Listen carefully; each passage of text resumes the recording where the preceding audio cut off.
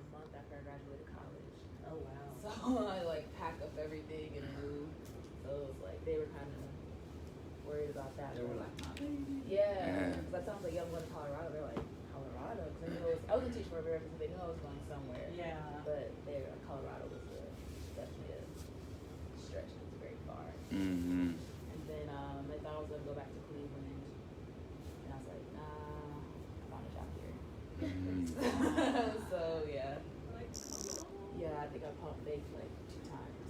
Because at first, after like living my second year, I thought I was going to go back to Cleveland. And then I stayed in Colorado for a 3rd year. And then I thought I was going to go back to Cleveland this year, but I ended up moving to San Antonio. But they like having somewhere to vacation. Oh, yeah. Right, that's a total plus. Yeah, huge travelers, so they drive. They drove all the way up to Colorado a couple times, and they've driven to San Antonio a couple times too. Oh, good. Yeah. Nice. They like it over here? Yeah, they do. Give them a reason to get out, Exactly. go do stuff, right? Yeah, and they can always stay up in a 2-bedroom, so plenty Sweet. of room. Good stuff. Yeah. How you move? Yeah, I thought that we weren't going to get to see you. yeah, that's next week. Oh, well, I'm so glad you're here. Yeah, definitely. Next weekend would have been harder to make it out, so. Moving to Portland? Seattle? Huh? Don't get it twisted. I like your shirt. That's cool. Thank you, yeah. It's a good shirt. Fantastic. All right, so I thought we'd break these back out since we're back in person. We'll need somebody to light. We'll say that the sage is the incense. There's water in the little tea kettle thing. And then somebody will have to light the candle, I think. If we can remember how to do this. Do we have any preference on who does what? Just don't make me do anything. Who wants to light the candle? I will light your candle. Okay, do you want to pour the water? I'll pour the water. And do you want to light the incense? All I right. don't know what that was from. From I Rent? was like, damn, everything I just said. All right. Let's see if we can remember how to do this.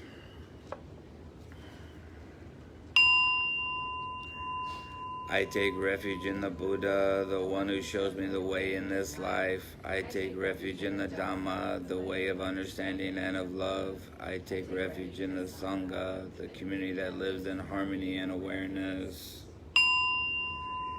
Dwelling in the refuge of Buddha, I clearly see the path of light and beauty in the world. Dwelling in the refuge of Dharma, I learn to open many doors on the path of transformation. Dwelling in the refuge of Sangha, shining light that supports me, keeping my practice free from obstruction. Taking refuge in the Buddha and myself, I aspire to help all people recognize their own awakened nature, realizing the mind of love. Taking refuge in the Dhamma and myself, I aspire to help all people fully master the ways of practice and walk together on the path of liberation. Taking refuge in the Sangha and myself, I aspire to help all people build fourfold communities to embrace all beings and support their transformation.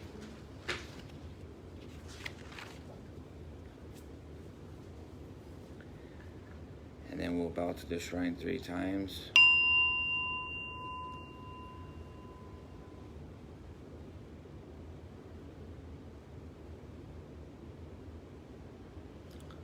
We'll have to pretend we offer flowers. I forgot about that part.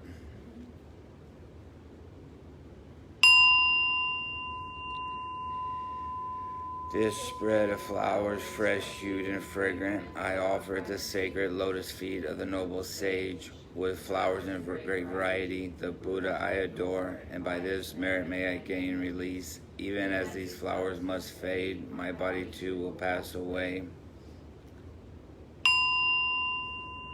Offering of light, with lights brightly shining, dispelling the gloom. I honor the fully awakened, that light of the triple world who dispels the gloom of ignorance.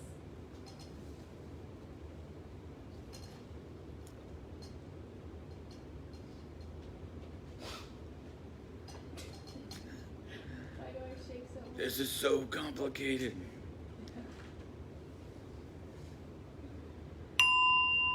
Offering of incense, perfumed with infinite qualities, the Tathagata, fragrant of face and form, I revere with incense sweet and penetrating.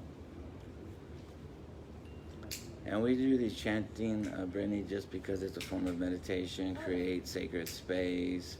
You know, in all spiritual traditions, there's a lot to be said about chanting and vocalization. And, you know, in the Bible it says, you know, the world was created by the Word of God. And so there's a lot of different things. Is that good? Yeah, sure.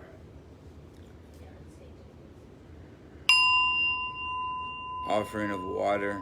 We offer water, symbol of purity, to the Buddhas of all times. May this water both wash away the obscurations of ignorance and sate the thirst of craving and addiction.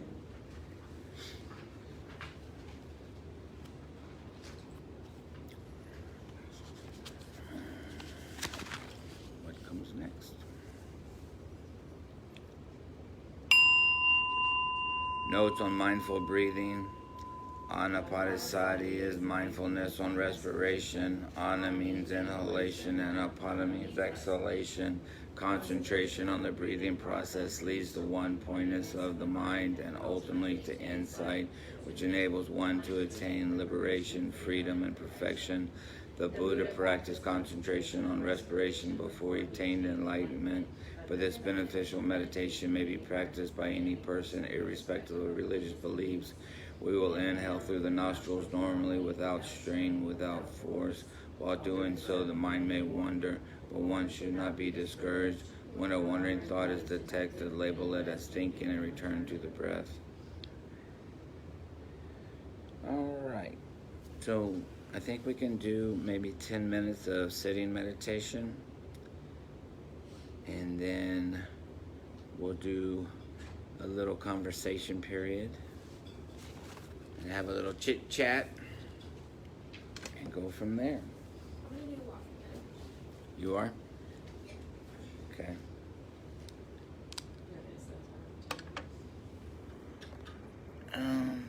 No, I got my little timer over.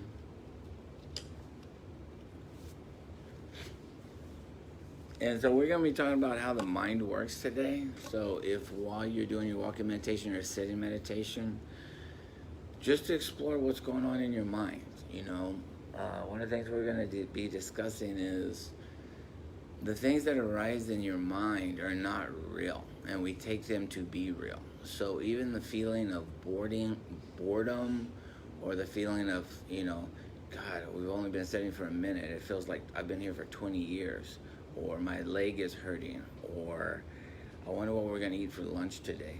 All those things are just temporary. Your mind is excreting these thoughts that are not who you are, but what the mind does is excrete thoughts. That's its whole function, you know. An analogy could be like, I don't know what could be an analogy. It's like,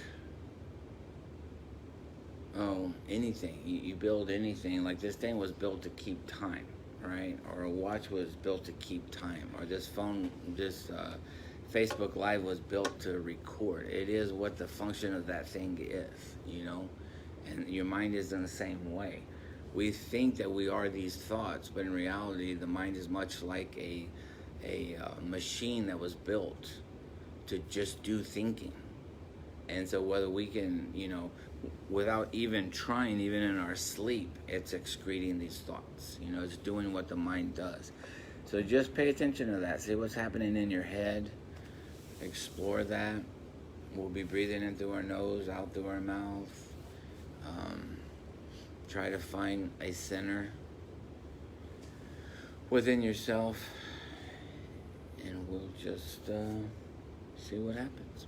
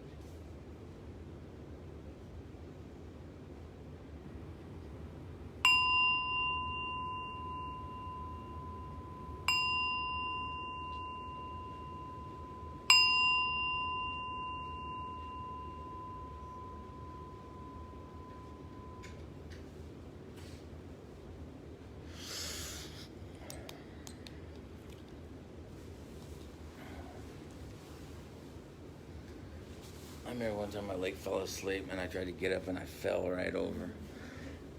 I remember when we were practicing and the altar was up there, and like you weren't supposed to point your toes at the altar, so I tried to like walk backwards, and I ended up falling. You tripped over something? Yeah. Now the altar is in the middle, so it's kind of hard not to point your feet at it, right? So I would like to discuss what are some of the things that came up for you while you were meditating. That was only 10 minutes. What was happening in your mind during that time? I was trying to focus on nature and like do a guided meditation on myself on the river that I was at and like a forest and like a lake. And things that would pop up would be like I should go hiking today. No, okay, no, I'm at the river right now. I should go to the river today. Actually, we should just drive over there. No, I'm going back. Actually, we're supposed to mow the lawn today, so we can't do that. Oh, never mind. Those kind of like things that I should do. So planning was happening.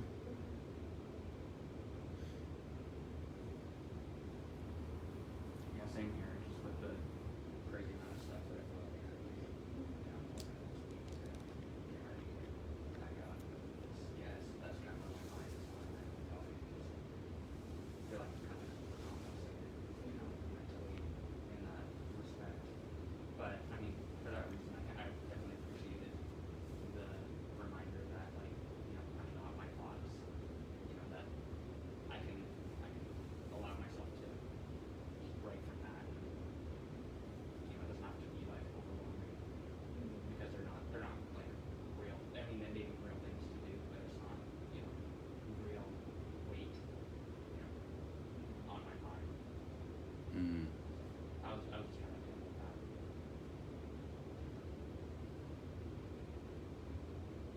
How about the rest of you? Saturday's always my self-care day, so I'm just wondering what we Saturday is your okay day? Is do that today. Self-care day. self-care day? Okay. So I go to the farmer's market, I buy plants, I go sit by the pool, Yeah. and then, but I've been tracking to work today, so. So that's what you were thinking about during meditation? Yeah. So planning was happening. Yeah. Then I track. And you? I was just in a blank space, and then I was teaching myself how to drive a standard car. In your head, you're working the clutch and shifting. Shifting and pushing the gas. Hey, that can be very meditative. Diane? I had a lot of conversations. I told Malcolm about the Bikini barista coffee place we went to. So I already told you that you don't know that. I do that all the time. Right. And so, and then I had a conversation with you about what we were gonna do after Woke House, and then I went through my head and what neighborhoods we should go through to check out the houses to see what kind of neighborhoods we like. And then I had a conversation in my head with a coworker. That's So the key. I had like a lot of conversations, and I kept saying, okay, no, back to your breath. The bikini barista story was great. I'm so glad you enjoyed it. Yeah, it was hilarious. That's so cool that somebody else does that too. Because when I tell Felix I do that, he's like, no. And I'm like, well, like, how do you prepare for conversations? And he's like, I don't. So that's The a problem with that though is sometimes I guess because Kylie says I never said it out loud. He says that so maybe sometimes I have a conversation in my head and I think I verbally told him something, but maybe I didn't. That happened to me last week. I literally went to like a woman. I gave therapy to her daughter, and I was like, "Oh, I thought you were going out of town." And she was like, "What? I never said that." And I was like, "I think I made that up in my head." And she was like, "Yeah, because I'm not going out of town. I have no plans." I was like, "Wow, what is reality?" Yeah. Right? So, if thinking is happening even when you're trying to meditate, what do you think? Why do you think the Buddhists for 2,600 years have made it their main thing. Like anytime you talk to any tradition of Buddhism, they'll always tell you that it all starts with meditation. And even after we've been doing this for like 2 years, sitting in meditation every Saturday, right? And as we're sitting here, we're still, even me, having conversations in my head, thinking about stuff, doing planning and things like that. So why do you think to Buddhists, meditation is where it's at? The purpose of it? To train the mind. For? It's about training the mind to stop and think. Like, so when you're experiencing something, it usually starts in the brain. And so if you can learn to train the brain, you can learn to train your body, which in turn is the reaction. So it's all about training the mind. I see what you're saying, like, because everything that you process could be like negative or positive experience. So if you train your mind to always think positively or be present and grounded, you'll just have a better experience in life and less negativity. Right. But it doesn't even have to be positive or negative. It can be neutral, right? I mean, it can be somewhere in the middle of that. It just is. That's the whole point, right? Is that it's supposed to just be. I mean, that's what I would think.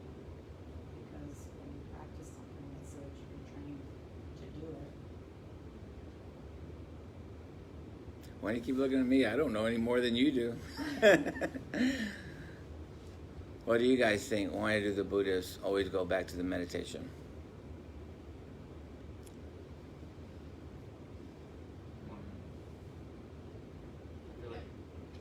Don't you have a degree in this? Yeah, but it's been a minute. No, I'm trying to. I mean, it's a good question. Like, why meditation specifically? I mean, it's got to be that it works for something, you know. Like, it's got to be that if someone, you know, I mean, the Buddha, right, sat down, trained his mind, was really strict on it, and rigidly composed, you know, to that I can't. I don't know whether it was I can't have a single thought, or I need to achieve enlightenment, I need to free myself from whatever like attachments exist. And for like 6 years he was like just going hard in like the woods and in like caves and just like, you know, all caught up in you know, his head, you know, like the entirely in the mental state. And then like only when he only when he like chilled out and was like, okay, like it's about living in the world, it's about, you know, being an ordinary person, and you know, not trying to escape things, but to embrace things, embrace reality, and your, you know, freedom from that. Then did he kind of like achieve the goal? But I mean, there's ideas of like right mindfulness, you know, right thought, just to kind of like be, I don't know if it's like pure or as it's tough to say, like positive. Like I don't know if that's the goal or not, but Yeah. I mean, it's all about, to me, like it kind of goes back to like the foundations of like freeing yourself from like suffering. So I mean I suffer a lot in my life, like like that's kind of what I was doing, like thinking about the crap I have to do. I mean, it's just kind of unnecessary suffering. So by trying to kind of get a break from that, you're giving yourself a way out a little bit. Yeah, I mean, I think that, you know, I can only speak for myself, but I guess I would say the majority of the people that I know have fairly comfortable lives. All of their suffering is existential. It's happening in their head, you know, compared to other countries and these wars and wondering if you're going to get bombed today, or where you're going to find food today, or who's going to kick down your door and arrest your father.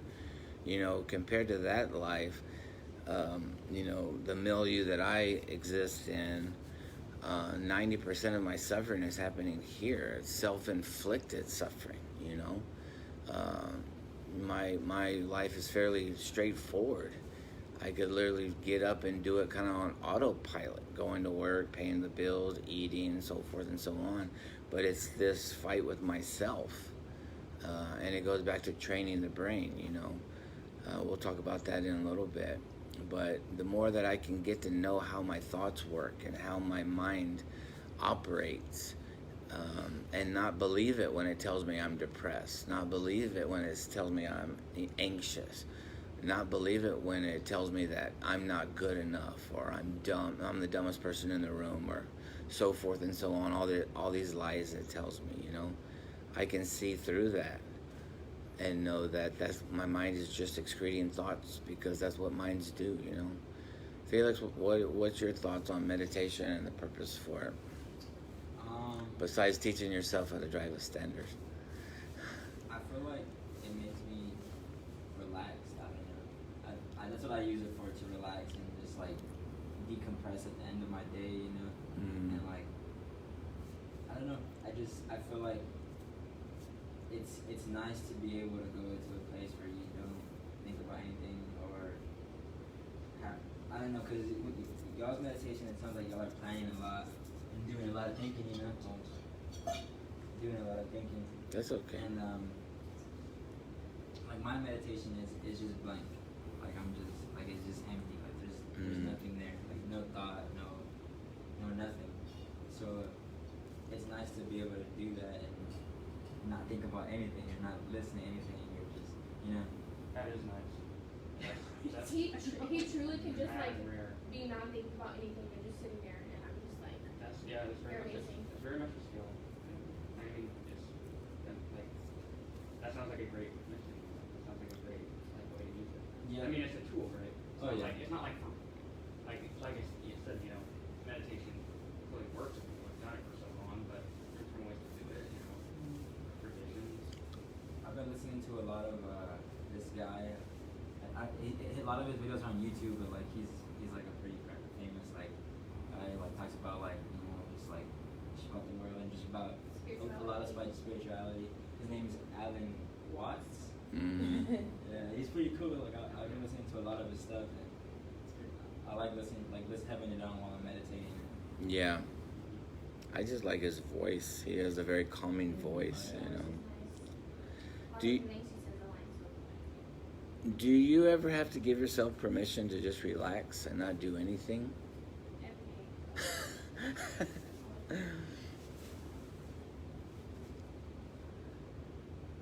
I think that is a teachable skill. You know, meditation can be a part of that. Just teaching yourself, I don't have to do anything but sit here right now and relax, you know. Sometimes I feel guilty on the weekends for maybe watching a movie, or I should be, you know, folding clothes, or should be doing something else, whatever it is, besides sitting there and relaxing and enjoying my day off, you know. And so I physically have to tell myself, it's okay that I'm sitting here, it's okay that I'm relaxing, it's okay that I'm not doing anything, you know. I try to talk to Charlie, but like, she's like, every day, gotta get home, do something, like, just relax. It's hard to relax. I don't know that word. Like what you're saying, it's like, you gotta give yourself permission to relax. I also feel very like guilty for relaxing. Yeah.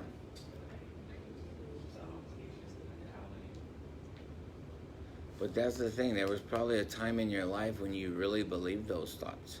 You didn't even think about giving yourself permission to relax. You literally thought you had to go unload the dishwasher, you had to go do a load of towels, you had to get your work, you know, clothes ready for work for Monday, you had to go grocery shopping, you had to whatever, you know what I mean? And you were just acting on those thoughts. Your mind was your master, and you never questioned your master. So to have that insight to say, nope, I'm not going to listen to that thought because I'm going to relax today.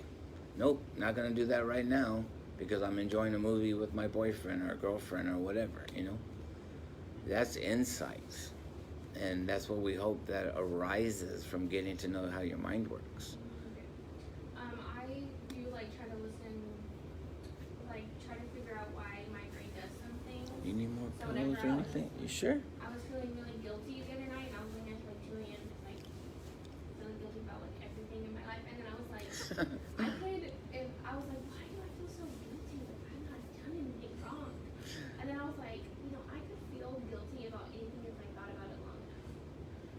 And so I'm like, I'm only feeling guilty because I'm telling myself that I'm feeling guilty. So if I just, I can feel guilty or angry about anything if I use that term with it. So I just need to let it go, like just let it pass, and just focus on something else. And I was finally able to go to sleep. And I'm like, I can feel guilty about anything. I'm just choosing these topics. You know what I mean? Yeah. Yeah. You know, the mind is our worst enemy and our best friend, you know. So y'all all have said something in connection to what I kind of wanted to talk about today, and hopefully we can get into some conversation about it, because I'm just getting into it, so I don't have a whole lot to say about it. But the things that we have talked about here at Woke House in the past, they've all fallen into 3 baskets, and they're called Pitakas in Buddhism. And so the main basket of teachings that we've been covering is the Sutra Pitaka. The Sutra Pitaka is basically everything Buddha ever said, anything that anybody ever wrote about what Buddha said, anything his disciples said, all of it falls into the Sutra Pitaka. So back in the day, we were studying the Dhammapada. That was a sutra, right? And we were the Bodhicharyavatara with Shantideva and Bodhicitta. That was the Sutra Pitaka. And we were talking about the Avatamsaka. That was the Sutra Pitaka. The other basket, the Vinaya Pitaka, that all those teachings revolve around the monks and the nuns living in a community, rules and regulations and things to do to live in the Buddhist community of monks and nuns. What recently I've been studying is that last basket. It's called the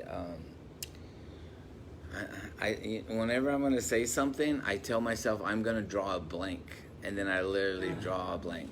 It's called the Abhidhamma Pitaka. And what that is, Abhi means higher, and Dhamma or Dharma means teaching, right? And so what it is literally thousands and thousands and thousands of commentaries on how the mind works. It's like Buddhist psychology. And not a lot of people study it because it is intense. It is in depth. And if you can imagine, people were trying to, these monks for all these years have sitting around exploring how the mind works, and literally creating charts and lists to Scientifically study. Yeah, it's like looking at the mind through a microscope, literally each thought, each feeling, each emotion, and everything, to break down the mechanism of how the mind works. And a lot of psychologists and psychiatrists are now studying it, because even me, I've been in therapy since 2006, since I got sober, got a diagnosis, started taking medication, started seeing therapists, going to counseling, support groups, and all these things. They have all worked to a certain extent, but I really didn't know the inner workings of what was happening there, why those things were happening. So you could say I was taking care of the leaves of the tree, but I wasn't dealing with the roots. You know what I mean? And so that's what the the Abhidhamma actually does, is get down to the roots. What is the core of this? Why do you feel that way? Why is there guilt? Why is there fear? Why is all these things? What is that? Where does that exist in the mind, and why is it happening, right? And so earlier, y'all were talking about these thoughts being associated with positive thoughts or neutral thoughts, is what you said, right? And then negative thoughts, So one of the 2 things that I've been reading about is called chittas. And a chitta is a function of the brain that is your awareness of something. And so I want you to picture, have you seen a paint by numbers picture? It's just clear, there's no color on it. There's, just these little numbers where you're gonna put paint. So your chitta is that. It's a picture, right? It's the ability to be aware of something. And then you have Chaitasikas. Chaitasikas and Chittas go together to color the image of how you're going to perceive that thing. Does this make sense? Yeah. So you can even say, like, there's a clear glass of water. That would be a chitta, the water. And then if you get some colored dye and squirt it in that water and it turns colors, that would be the Chittasika. So Chittas and Chittasikas go together in two functions of the mind, right? Now, why is this important, and why was it powerful when I read this? You mind if I use an analogy from last night, our conversation?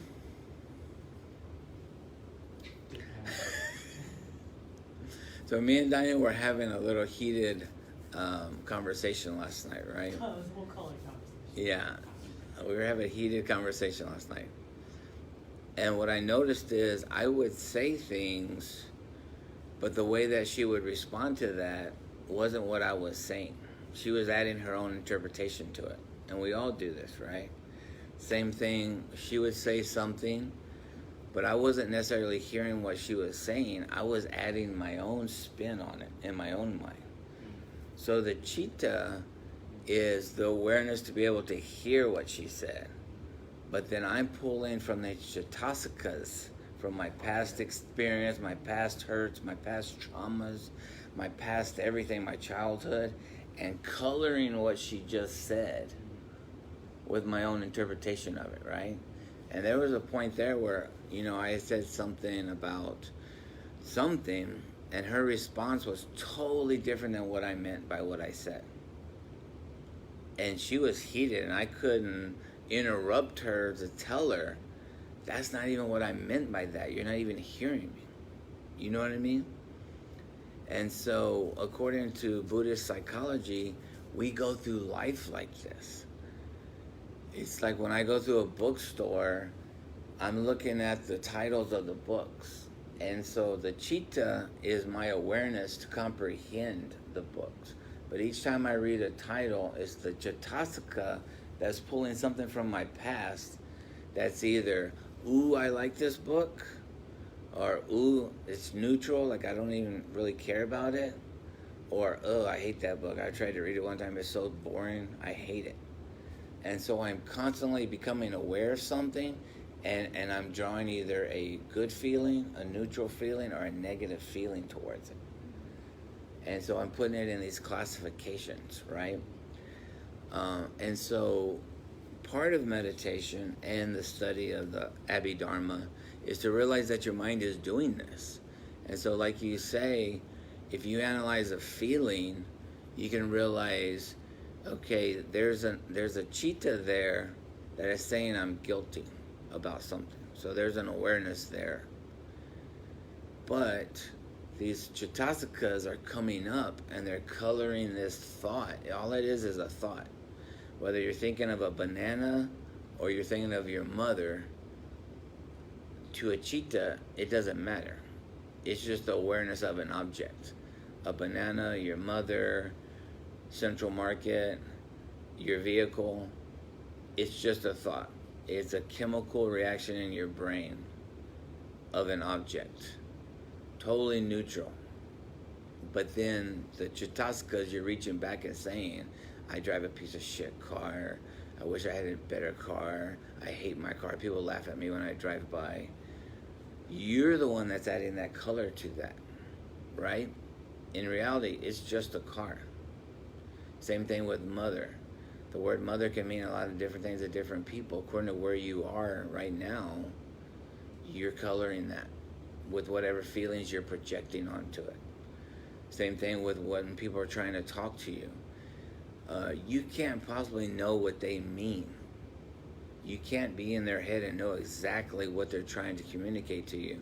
So you're constantly trying to categorize it. This happens to me all the time. Somebody will say something and I won't think about it too much in the moment, but then later I'm like, why did they say that? Did they mean, was that, are they trying to tell me something discreetly that I did that wrong or something? So the cheetah, I observed it. I stored that information. I was aware of it. But then as the day progressed, these chitaskas are going, "Psst, hey, you meant you're an idiot. Or, "Psst, they meant that you didn't do that right." You know? You can kind of like separate, like when you're having a heated conversation or a feeling, you can kind of separate that before you even add the color to it, add the cheetah to it. Well, the cheetah is just the fact that I can be aware of it. Like, I know these are glasses. The Chitasaka. Chitasaka. Shitasaka. Yeah. Before you add the Shitasaka to it, it's like what Buddha said, like, seek first to understand, then to be understood. Mm-hmm. So try to understand and get more information about what they did say, what they did mean by that, by just prying, asking more questions before you put your own little spin on it, Mm-hmm. and putting the color into the water that is blue to him and red to me. Mm-hmm. Definitely. Is that what they like? Is that what the Abhidhamma suggests? Yeah, is that what I did? To say like it's important to separate these things, or like what's They want you to know that this is existing in your mind. These are the functions of your mind. So that by analyzing, it's almost like the parts of a car, right? If I was a mechanic and I took an engine apart, I would know what each thing does. And so that's why you're analyzing the brain and realizing that these cheetah and chitaskas are happening. Okay, so then the next time Diane says something like you say, this is a good example, right? So almost every day I come home from work and the kitchen is a total wreck. It looks like a tornado ran through there. The cabinets are open, coffee is spilt on the counter, dirty cups are out. mine looks like right now? And so I, as a very clean, organized person, I could say, Diane did this to piss me off. She knows this pisses me off. She knows whatever, right? This was an intentional attack on me, Brittany. She did this to piss me off so that I come home. I know this was her plan, right? Because when I walk in, cheetah, I'm observing something. Squirt, all these chitaskas. I remember when my dad hurt me. I remember when something happened. I remember when she said something, this certain thing. It happened so fast. It happened so fast. And then I feel anxiety, not anxiety, but anger rising up. And I immediately start slamming cabinets shut and cleaning cups and wiping down counters to get it the way I need it to be to feel comfortable, right? And then I could spend my day being pissed off at her because she intentionally did that. So how many people believe that Diane intentionally does that to piss me off when I come home? I saw this video, I sent it to Charlie, and there was this guy, and it was like, next time me and my wife fight or something like that, and he goes into the kitchen, he opens every cabinet, he goes into the bedroom, like undoes the bed and like throws the pillows on the floor. Violation. What does he pour water on? Pours water on the toilet seat. Oh, like, all over the Leaves the toilet toilet seat. seat open. I was like, if you do that, like, you're kicked out.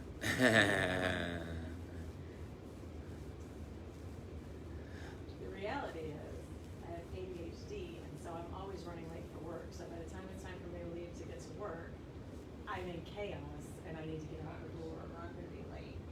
So, and it's literally like a cup on the counter, and maybe the cabinet door is open, and a little bit of coffee spilled on the counter. Yeah. It's not chaos because he's trained me. He's trained me. He's trained me to pick up after myself, which is a good thing. Like, there's nothing wrong with that, but like, it's Different capacity. exactly. But do you see how my brain interprets it? What were you going to say? I said sometimes we slip up when we got some coffee. They're like little grains this big. Like, are you supposed to even see them on the counter? Like, come on, it's like granite. How do you not see them?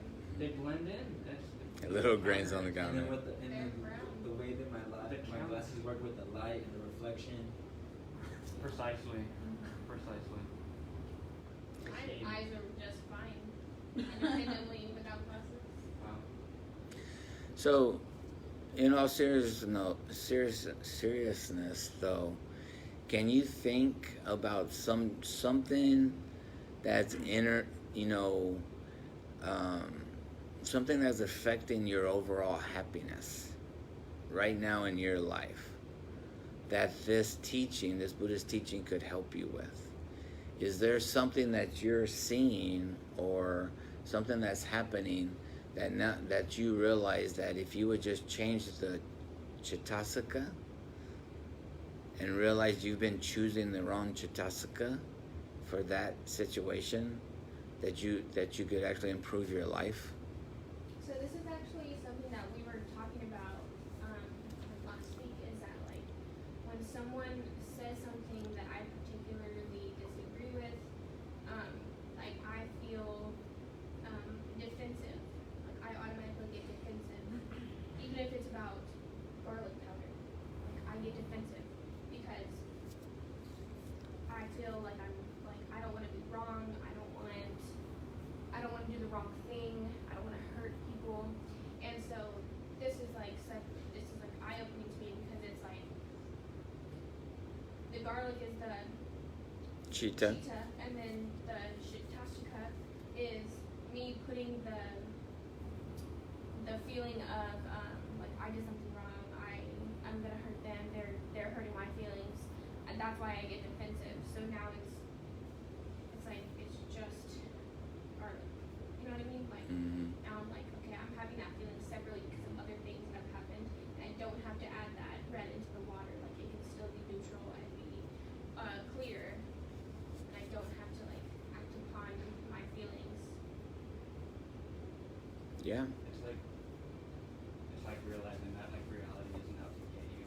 You know, Yes. like aside from certain cases, you know, like certain people in the world, but for the most part, reality is not out to get you. Like it's just like reality is as reality does, and it's just is what it is. But you know, But it's you easy to feel like victimized though. Yeah, you don't always have to add like your own spin Yeah. and emotions onto things that nobody else is. Mm-hmm. Like yourself, probably. Mhm. The main character syndrome. Mhm. So, I'm a teacher, and so when I first started teaching, one kid, like I teach middle school, so I teach kids with like disabilities, such as like social emotional disabilities and everything like that. And so I would get like upset when they would be bad and stuff, and I would like almost take it as a personal offense to my ego, but then I have to realize like I have like what my presence is in this moment has nothing to do with how this child is behaving. And once I did that, my classroom got way better. I was just like, you know what, you're gonna have your moment, and that's okay. Just let me know when you're ready, and we can have that conversation. Instead of me like you're gonna sit down and do this and the third. It's like, no, have your moment. We'll come back. We'll talk. And kids will do that. I had a kid who always do just like walk out of class, and then he will come back like 10 minutes, like not even 10 minutes, like 5 minutes later, and be like, okay. And I'm like, you good? You got that out? He's like, yeah. That's very I'm like, that you right. gave him the space to Yeah. be able to go get a little Exactly, and it's like I've seen a lot of teachers like argue back, grown adults argue back and forth with like 12-year-olds, and that's just not an effective practice. So it's like, Too wrapped up in yeah, themselves. exactly. I was like, you know what? Do what you need to do in this moment to self-soothe, but only imagine what's going through your mind at this time, and not being able to have that self-regulation and control. You know, because that comes as we get like as we get older. So yeah. I have that same issue.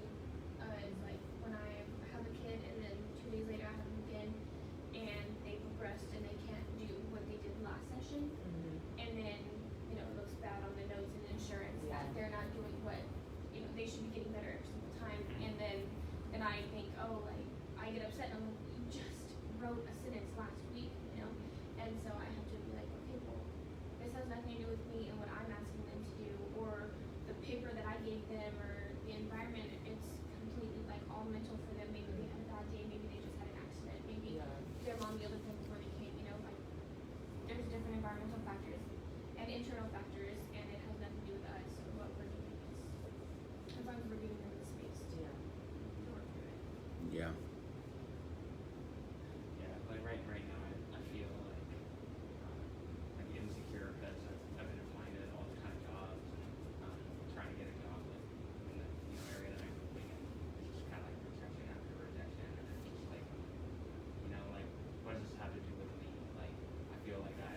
feel like entitled to like getting done, you know, like, and then the fact that it's, you know, not working out the way I wanted to, you know, I feel like, you know, insecure about that, and then it just kind of creates a worse overall situation because I lose my motivation, you know, then I like try to, and I delve into like the escapism, and I'm like, okay, I need to go do something, you know, I have the right to go pop out tonight or whatever, you know, instead of doing what I should be doing. So it's just like it's not my way of seeing it. It's not actually what's going on, you know, like and my way of interpreting it and flavoring it with these corrosive thoughts is just creating a worse environment.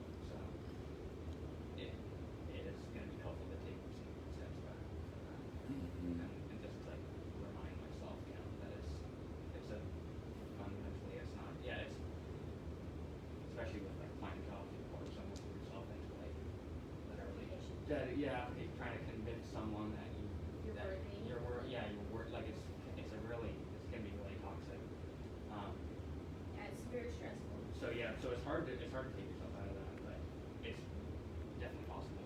So that's kind of what I kind of feel about it. Thank you, Malcolm. Felix, is there anything in your life that you add your own suffering to, maybe, that could be simpler?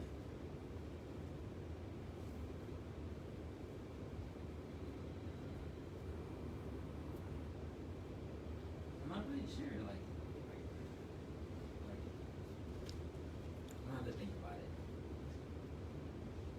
Okay. All right. Where are you pulling the Abhidhamma from? So I have 3 books on it. One of the main books is The Continuum of the Abhidhamma, something by Bhikkhu Bodhi. It's about this thick. And it's his, well, it's an English translation of a, like, Sanskrit commentary on it. I like how Malcolm's on. Like an old one? Yeah. Like It's like Buddhaghosa or, yeah, I'm like, oh, I've heard these. yeah. I don't know what they mean. I've heard the word. Yeah, or so there's all Asanga and I'm trying to think. There's several famous names out there, you know. Various commentaries. Yeah, and you have it in, you know, Theravadan. You have the Tibetan. The Madhyamaka one is like six, right? Yeah. That's like the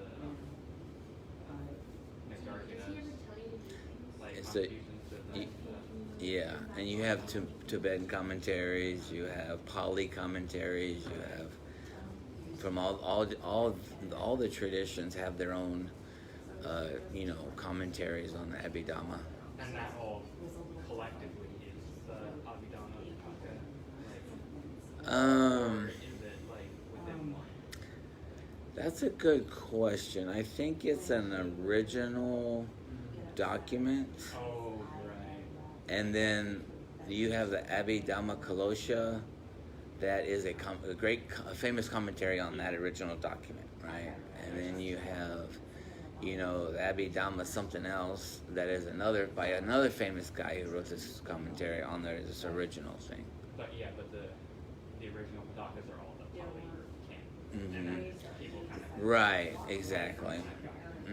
Sorry. Yeah.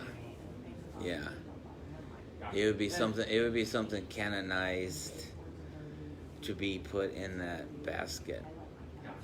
you know. But yeah, but you just gone and picked up some commentaries and kind of just Mhm. dive in. Yeah. That's cool. It's hardcore, dude. Like, Yeah, no, I mean, so I'm telling you, like, the Bhikkhu Bodhi one, you know, it's just like lists of every kind of feeling, every kind of emotion, every kind of sensation that the human has ever felt. And so you're saying, okay, and then they attribute that there's a joyful happiness, there's a sad happiness, there's a neutral happiness, there's a negative happiness. You're going, whoa. you know. Sounds like a great thing to like take a class on. I don't know if I could self-teach myself that. I don't know. Yeah, it would. But it's yeah, I think it's definitely one of the understudied like elements of Yeah. you know, the teachings for sure. That's perfect. And it says that these chitas arise and dissolve so quickly that it's like we're taking snapshots of the world. Yeah. And I definitely feel like that. we think that we live in continuity or continuity, when really I'm doing this at all times. Right. And as the cheetahs are doing this, the Chitaskas are doing this. Right. And then the shit clings on to you and it becomes part of your psyche. And then it's just And then that's where the conflation comes in. Oh, this is me. Well, right, it becomes habitual, right? Because now you always reach for the same Chitaska every time. Oh yeah. Every time I see Malcolm, I reach for the same Chitaska. I never have an insight that it could be any other way, you know? Exactly. All my relationships end in tragedy. I never have any money. Nothing ever works for me. I'll never get a job. I stopped realizing that there's other Chitaskas to pull from when I'm having those thoughts, you know? Yeah. Wow. That's cool. I definitely want to read about that. Yeah, I can send you links to what I have at home. Yeah.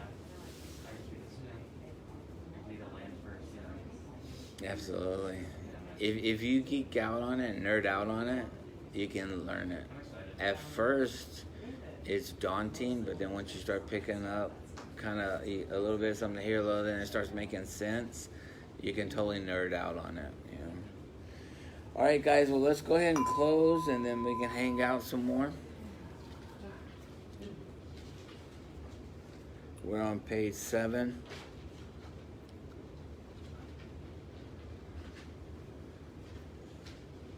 Everybody there? Contemplation of the 10 perfecting qualities. May I be generous and helpful. May I be pure, virtuous, and well-disciplined. May I not be selfish. May I be strenuous, energetic, and persevering. May I be patient. May I be able to bear and forbear the wrongs of others. May I be honest, truthful, and firm and resolute.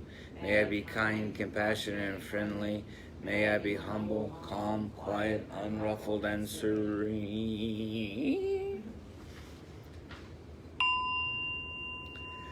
Discourse on loving kindness.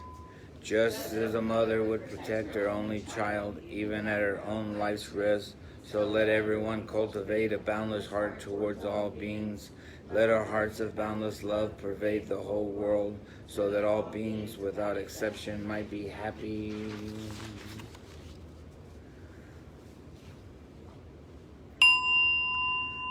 Closing dedication of merit. If I have attained any merit by the result of this practice, may it be accredited to all beings everywhere.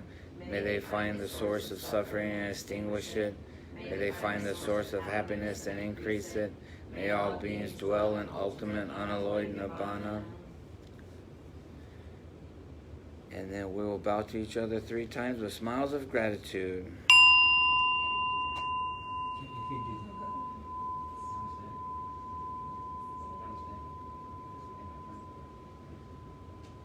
Tashe Dalik. Namaste. Final bell.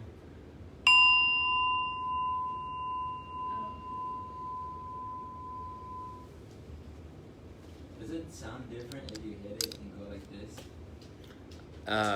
Yeah, because I bring it closer to my ear, further away to my. Do you want to try it here?